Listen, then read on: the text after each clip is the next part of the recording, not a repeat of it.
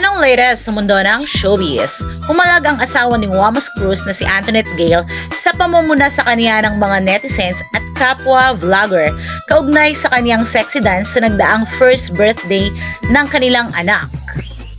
Ayon sa mga netizens, hindi daw angkop ang kanyang sexy dance sa isang children's party.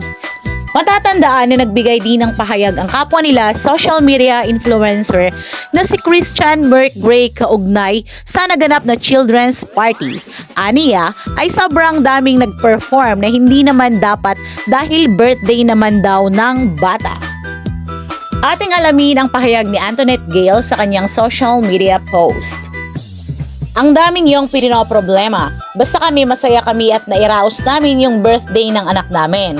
Kami ang masusunod kung ano ang gusto namin gawin. First of all, own money namin yon. Pinaghirapan namin yon. Magsalita ka kapag may hiningi kami sa'yo, okay? Lahat na lang pinoproblema nyo. Lahat na lang ginagawa nyo ng issue. Kaya hindi talaga umaansenso mga tao sa Pinas eh. Mas inuuna makialam sa problema ng iba bago unahin sarili nila. 2024 na, ganyan pa din mindset nyo. Say niya sa kanyang post. Ating alamin ang say ng netizens sa post na ito ni Antoinette Gale.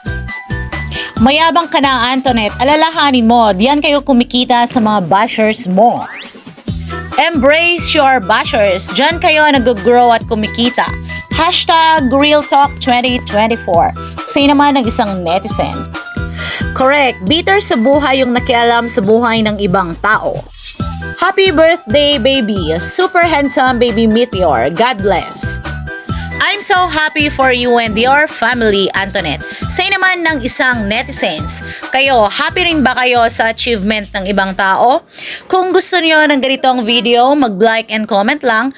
We are open for suggestions para sa susunod na topic on our next video.